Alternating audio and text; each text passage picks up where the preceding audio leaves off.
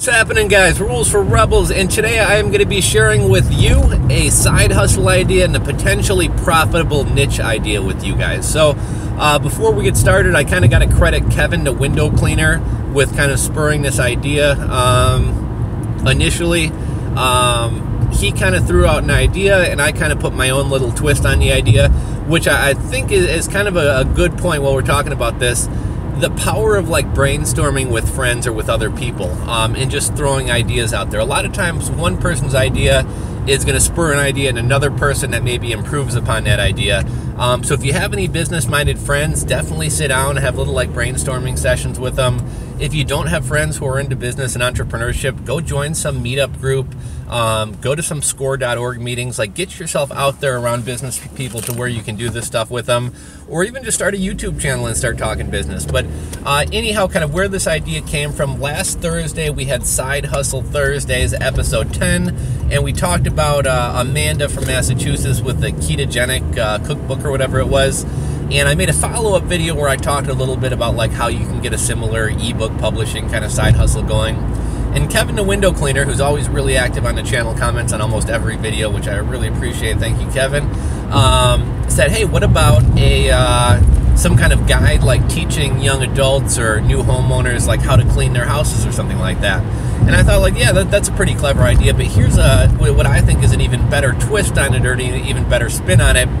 And it's basically teaching young adults, first-time homeowners, young professionals, etc., like how to own a home. Like I know there's books out there like Home Repair for Dummies and things like that, but just like what goes into owning a home. So I know my audience kind of spans from like teenagers to like 70-year-olds, but any of you guys who are maybe in your like early to mid 20s, maybe you just bought your first house, you just bought your first townhouse, condo, whatever. You know, maybe you're coming from an apartment, maybe you're coming from living at home with your parents. Whatever it is, you may not know that like you need to change your furnace filter once a month. You may not know that if you leave your hose connected to the outside spigot and you live in a colder climate in the wintertime, it's going to freeze and burst your pipes, and it's going to cost a crap load of money to repair. Maybe you don't know that you have a sump pump that you have to check to make sure that your basement doesn't flood.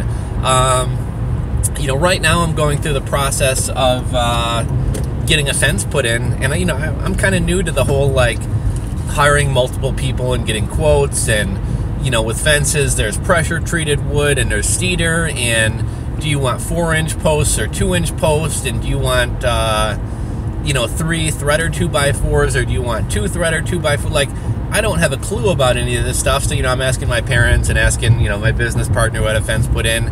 But even like I can think to like my first house that I bought, and I had a furnace go out, and I didn't have a clue how to, you know, call a furnace company, how to hire a furnace company, etc. And I actually wound up making a mistake. I didn't wind up, basically my furnace and my air conditioner were both like 25, 30 years old, and I was cheap at the time, and you know, I wasn't making a ton of money at the time. And so when my furnace went out, they were like, you want to do an air conditioner as well? We can give you a really good deal on it. And I was like, yeah, nah, just do the furnace. Well, my air conditioner is on its last leg. Fortunately, it's lasted a couple of years. I'm probably due to replace it this summer. But had I done them both at the same time, I probably would have saved myself about $1,000, because they're already out there at the house. They're already out there doing the labor. They're already taking apart your ducting. So to, you know, swap out a new air conditioner while they're there doing the heater is a pretty minor thing, and you're going to save a lot of money. Well, now I'm going to have another company come back out. You know, you got the service call costs. They're going to have to, you know, take apart the HVAC stuff again, take apart the ducting again, whereas I would have saved myself a lot of money by doing it all right from the jump. I mean, even things from buying mulch to fixing a leaky faucet, I think there might be an opportunity for somebody out there. And if you own a home, if you're fairly handy, if you work in the trades or construction, I think this would definitely be a niche that would probably be good for you. But even if you don't own a home, even if you're not in the trades, I mean, I think it would be pretty easy to kind of research this stuff and put together a guide. But maybe put together a guide for, like, you know, first-time homeowners, young professionals, first-time homeowners, etc. And, you know, discuss things like how to do minor repairs, and either have a video or have some screenshots showing how to do minor repairs, how to replace a furnace filter. You know, here's the things you should be doing once a month at your house. You know, maybe check this, check that, check the other thing. Here's how to do a couple minor repairs. here's how to go about getting quotes to get something done around your home. You know, just kind of little how-to and FYI things you should know about being a homeowner type thing. I could see a course like that doing really well because, like I said, you know, my first house that I bought, fortunately I haven't had to do a lot of work or anything like that, but there have been some things that have come up where, having never been through that before, having never had to hire a plumber before, having never had a leak in a roof before, like, you really don't know what to do. And if somebody put together a guide or kind of a reference guide to where I'm a new homeowner, what types of things should I be checking on a regular basis? What types of things should I be maintaining?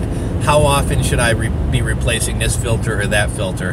How do I do this minor repair on my house? So that's kind of my idea, guys. If any of you guys want to, you could start a YouTube channel with, you know, short little videos teaching these lessons and explaining these things. You could write an ebook and publish it on the Amazon KDP Kindle Marketplace, which will cost you nothing to do. If you want to put together some kind of course and sell it yourself, you could do it through a site like Gumroad, or you could put PayPal buttons on a website about it. But there's a lot of different ways you could go about doing this. I think there's a lot of affiliate marketing opportunities if you wanted to run like AdSense on the site or run AdSense over your YouTube videos. I think you'd probably have, like, with that type of, you know, content, you'd probably have like local plumbers and fencing companies and different people like that wanting to bid on your videos, since it's kind of very targeted what the video is about.